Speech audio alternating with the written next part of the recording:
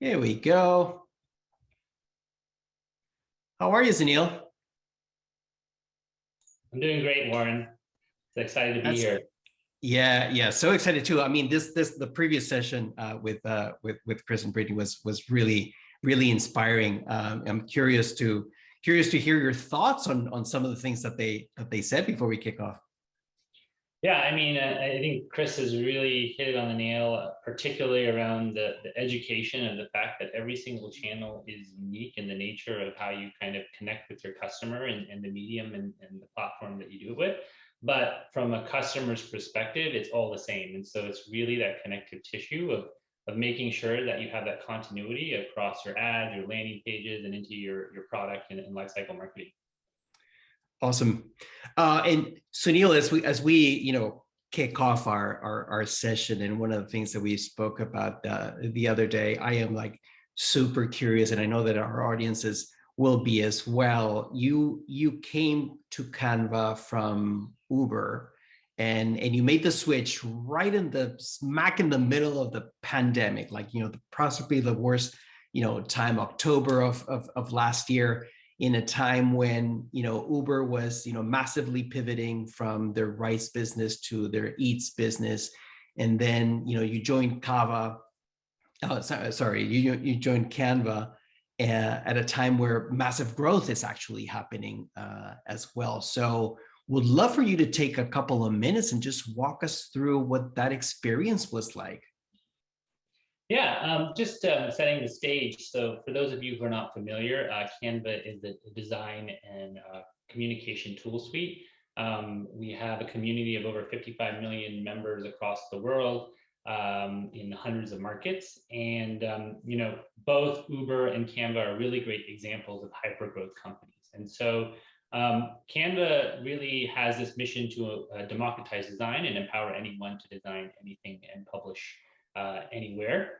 And originally the product was designed for consumers and content creators, but early last year when COVID hit, we saw a real surge in a different type of user base, and that fell into two distinct audiences that we've defined. One is called knowledge workers, i.e. ourselves, anyone using Design Tool Suite in a professional capacity, and educators. And so with knowledge workers, what we saw is now we're all remote working, we're in a distributed workforce, we're across the world. And so how do we communicate and collaborate?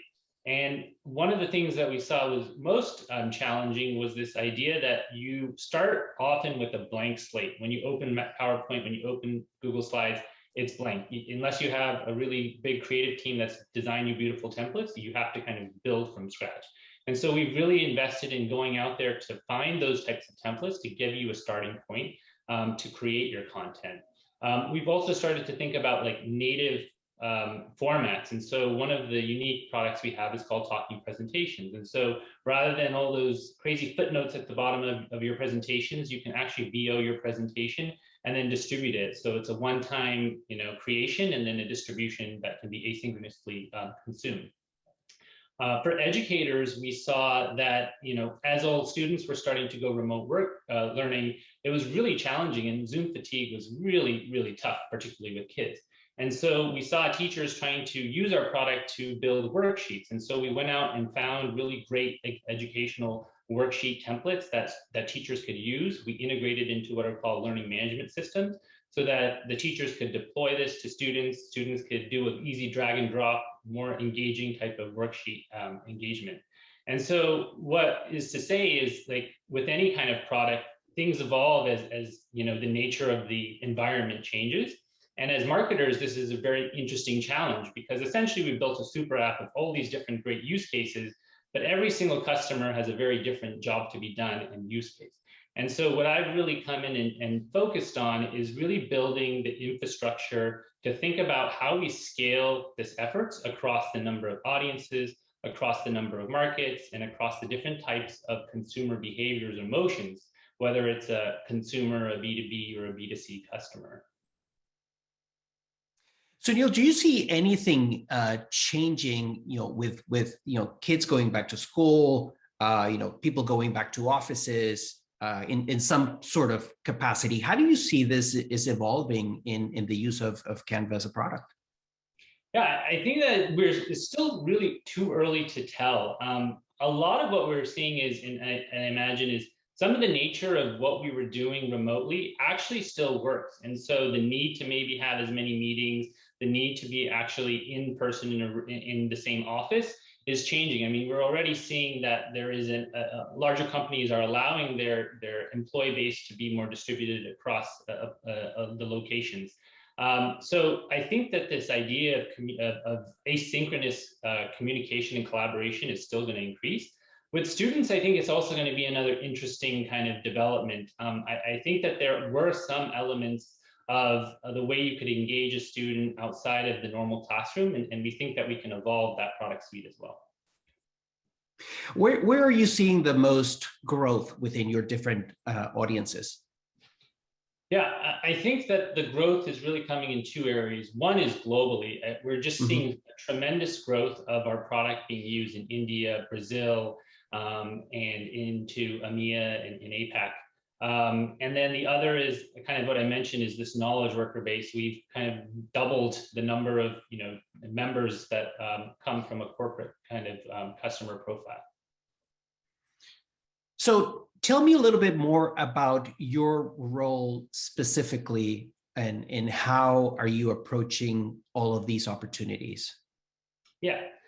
So my remit really covers performance marketing, lifecycle marketing, efforts around international growth marketing in specific markets where we have to have in-market presence, like India, Japan, Brazil. And then also kind of the performance creative efforts, which is really unique at this scale, is really having that tied to your group to understand both the skill sets to think about creative tech, to be able to design dynamic content, but also thinking about it from a performance lens versus a brand lens. Awesome.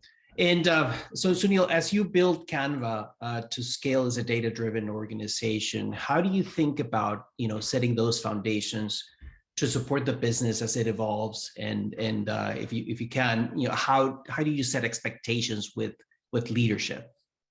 Yeah, that's actually a really great point. So I think about it in a few different indices. So first is your team. The second are your stakeholders. The third are the champions that you need to actually get this work done. And then the last is the leadership. So when I first think about the team, I think about the capacity actually to do what we need to do. I came in and I just tried to assess like how much work actually can this team actually accomplish? And in a year from now, what is going to actually be the need? And there is this gap, and you either can solve it with headcount or with tooling. And so it was trying to figure out that balance. The second was the skill sets and specialty. If you're a consumer-facing company and now you have to do B2B, you have to either hire or upskill people to be able to do B2B motions. And then the next kind of element is really around your stakeholders. So you have product marketing asks, you have product team asks, you have other different groups in a matrix organization that need your services. And so you have to build processes to actually intake and create objective prioritization around your resourcing because you have that limited capacity. The next is really around the champions, because if you're building this, you need a content powerhouse. And so you need to have synergies and collaboration and alignment across your creative group, your product and insights group. You need to have your MarTech group, and you need to have the element of how you kind of tie all that together to be able to deliver the global scale of what we're trying to accomplish.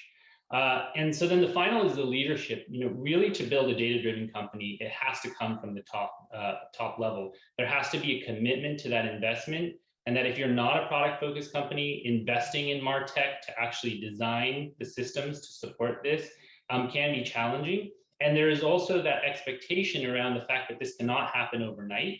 It takes about 2 quarters minimum just to even get some early gains of showing like what's possible with this type of system. And so it's really making sure that you are upselling. You are a marketer outside, you have to be a marketer inside your company, upselling that vision and also creating clear milestones to showcase how those gains are happening, whether it's in terms of the efficiency or in terms of the FTEs that have been saved, as well as like the impact, your cost per is kind of going down as you start to be able to scale and reduce ad fatigue. Did you, when you joined and you started laying out this, this framework, did you find any hurdles along the way? Were you surprised about anything within the, the current organization, or barriers that you needed to overcome? I think that the biggest thing I saw was the underestimation of the number of data and engineers that you need to build this. At Uber, we had a 200-person team thinking about MarTech. Right. We are right now a 30-person team. So I think that it's just understanding that acceleration of the number of type of people you need to be able to build that type of system is increased. It's quite a heavy investment. And so it really has to be that you have a pipeline of talent that's focused on that. And a lot of companies think about engineers as kind of like a funnel where you kind of bring in engineers and then they kind of get distributed. Particularly for MarTech, these are certain skill sets that you need to ramp up quickly. And so you actually need to have your own dedicated funnel for these types of hires. Great. Awesome. So how do you tend to look at the value of marketing data, particularly outside the marketing silo, and how do you communicate that value to stakeholders? Yeah, I think that the data set, for your first party data of your company is the most valuable thing, particularly as we start to lose a lot more of the attribution from the third party systems. And so it's really one, making sure that you have a correct formatting of that data that can make it actionable. And I think about this from two lenses of how you actually can make data actionable and powered. The first is the fact that a lot of the opportunities to use your product level intelligence engine to actually power your marketing efforts.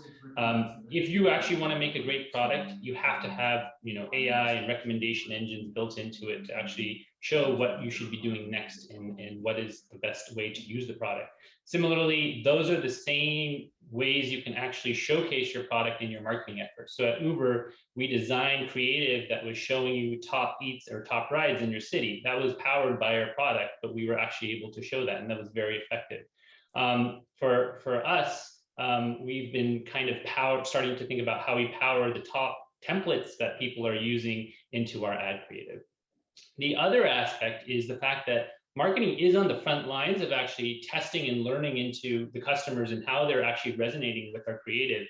And so what is unique at a hypergrowth company is your customer today is not your customer of tomorrow. And so you actually can inform a lot of product by showcasing what's happening in the way that your prospective customers are engaging with your creative.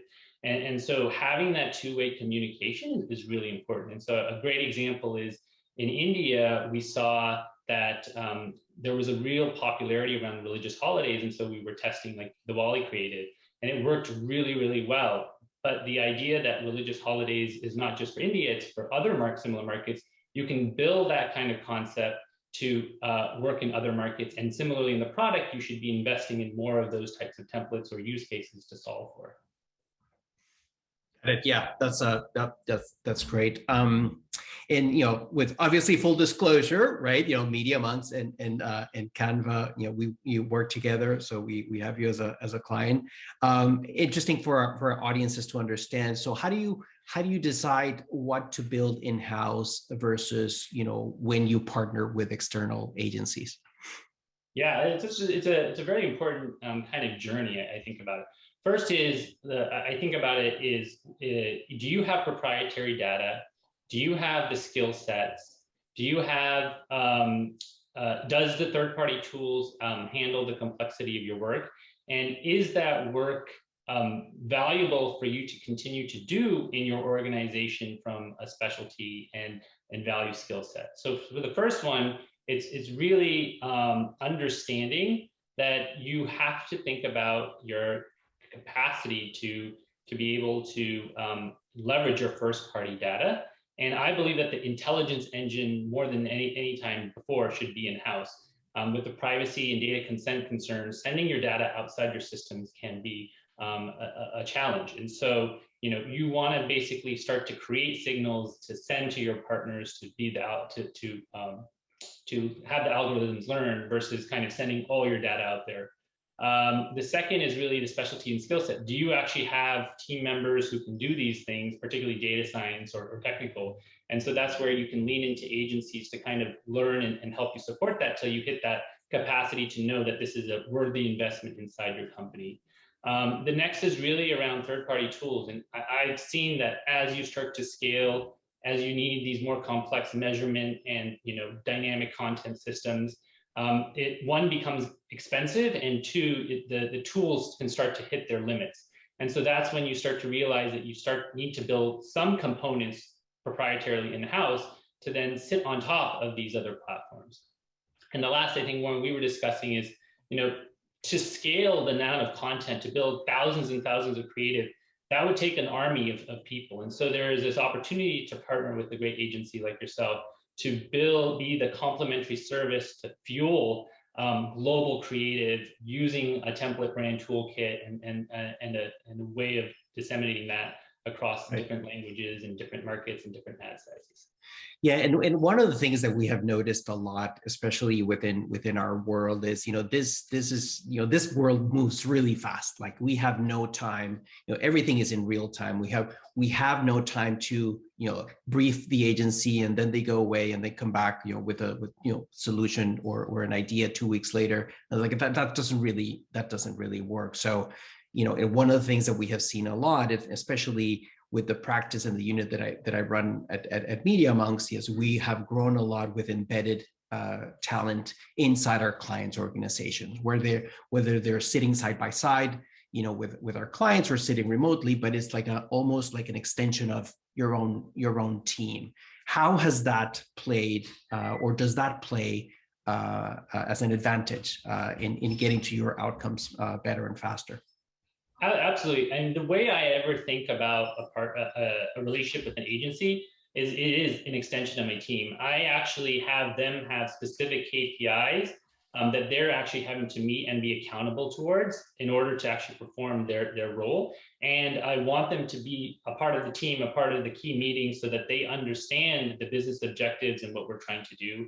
And also, I actually, in some cases, involved in the hiring for certain skill sets to know that you have to have that technical skill set or knowledge to be able to create that velocity and performance of creative that is unique in the nature of these enterprise level marketing. And I guess also the ability to scale up or down.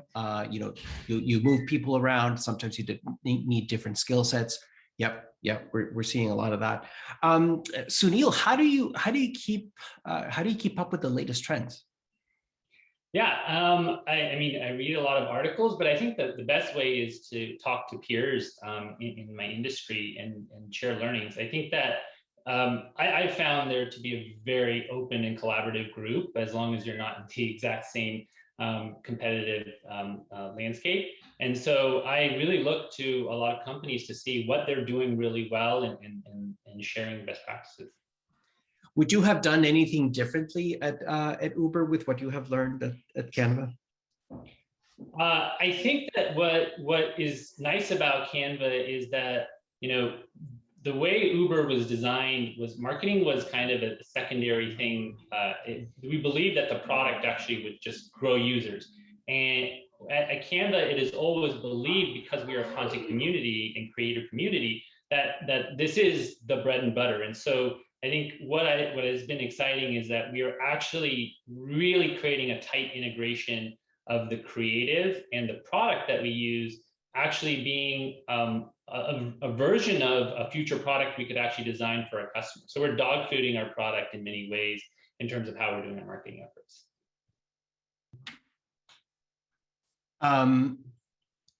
Another interesting question. What are some key learnings around doing successful data-driven marketing at scale?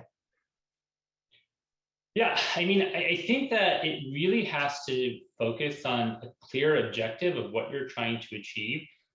There are some early metrics that you can look at in terms of click-through or engagement rate, and then you're really trying to look at more further metrics. And so, when you're starting to think about, what are those early indicators of success, you first can start to think about it from an internal process perspective of are you becoming more efficient with your time and your team's resources to be able to run campaigns faster, to be able to create a more output and volume of your creative?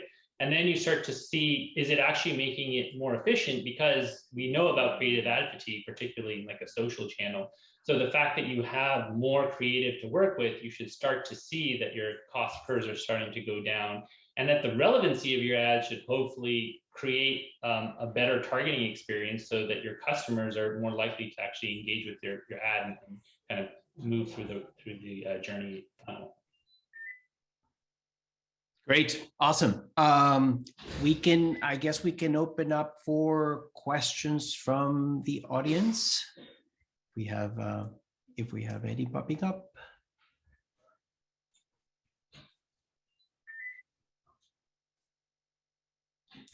Don't see any coming up.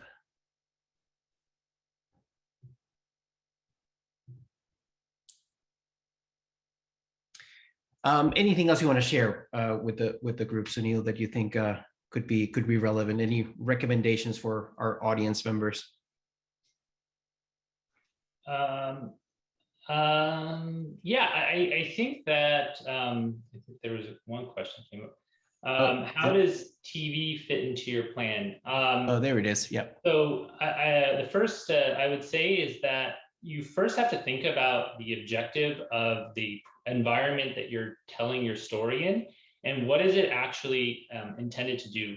I think the critical thing to educate your leadership and anyone you're working with is that your systems can only support one objective at a time. So if you're trying to do something like reach, you're optimizing your media, your channel, and your messaging to do reach. If you're optimizing for performance, then you're optimizing for a specific action, whether it's MAU or revenue or ROAS. And so if I think about TV, I think about it as a channel that is really great for top of funnel reach. You won't create performance in the front, but you actually have to build that pipeline of potential prospective users. And we think about it from an integrated strategy, and we think about tentpole moments across the year where we're going to invest more in linear and addressable TV versus a more evergreen approach of our digital efforts. So right now we actually have a campaign in market in a few different markets, which is running on TV. We have offline as well. We've done match market testing to actually be in specific markets to measure the efficacy of our ability with these different channels and efforts. I saw it again this morning, the ad. I tell you, you're going to put a lot of agencies out of business. Okay, we have another question come up. It says, how do you communicate the value of your marketing data outside the marketing discipline? Yeah, I think that what I've try to actually do is bring other teams to get excited about the marketing data to be able to leverage it. So for example, when you first bring on some data science teams that have actually not been working in marketing, I think it's like a really interesting journey for them in terms of the fact that they love data. And there are some unique elements in terms of the behavior and the audience information that you can get.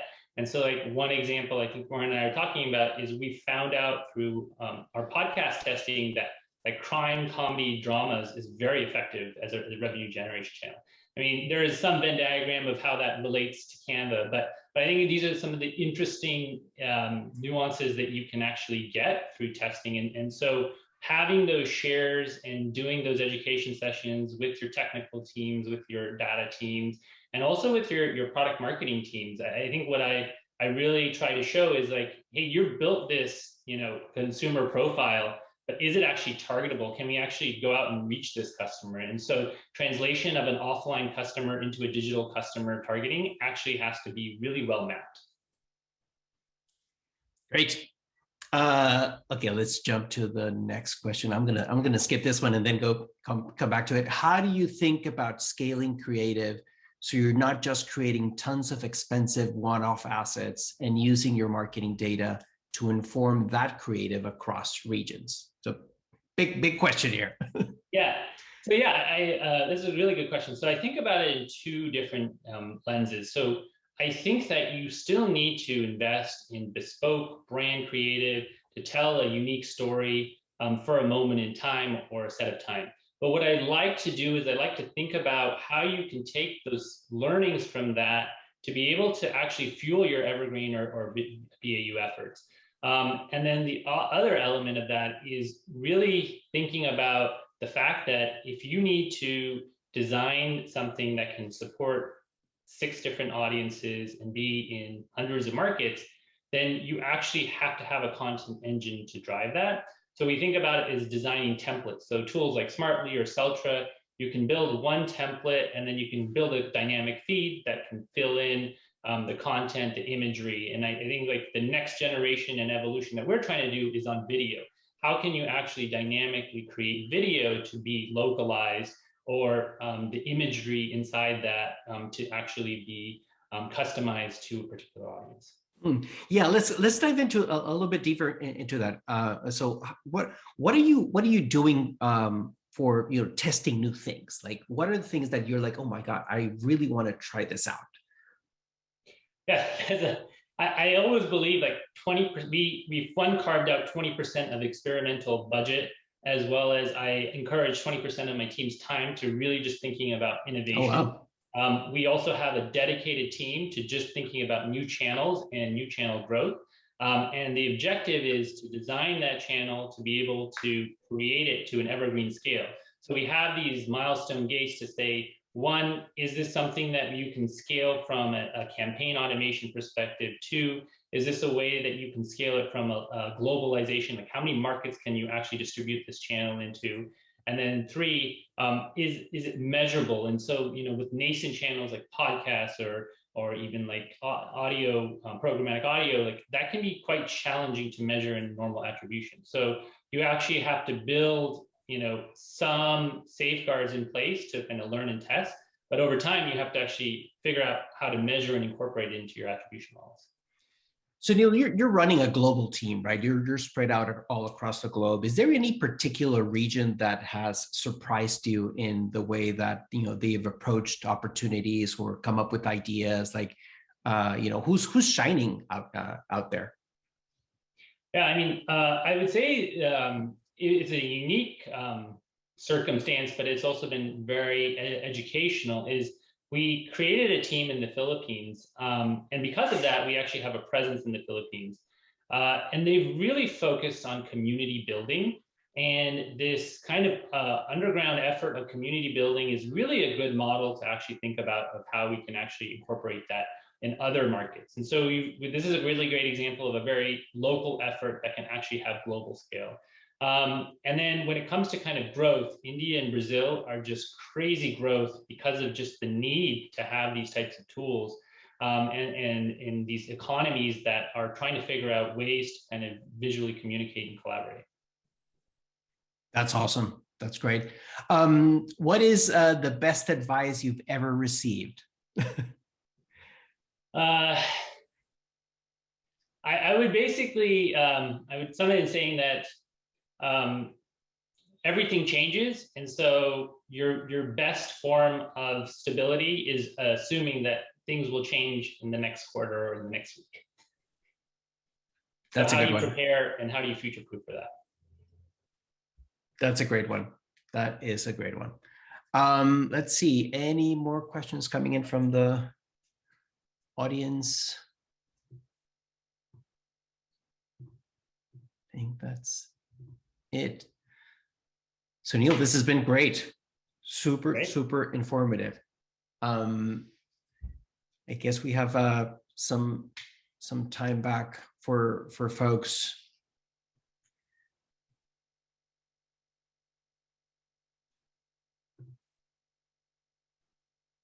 See if we can get Victoria back on.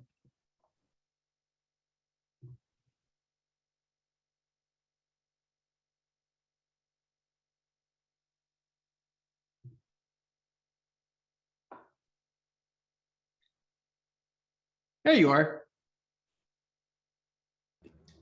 Hi, guys. Hi. Great. Well, that was extremely interesting. Sunil, I loved in particular your approach to 20% of time and budget for testing and innovation. I feel like that's something that not a lot of companies invest in or really value, especially with the rate at which tech is changing, data aggregation, policies are changing. There's always something new to learn and share. And also really great for individuals on your team, I'm sure. We've had similar POVs at Media.Monks where, there's okay to fail spaces, test, learn, see what you come back with. And I've personally learned so much and gained a lot from those experiences. Yeah, absolutely. I think from a team perspective, encouraging that type of behavior, it can be very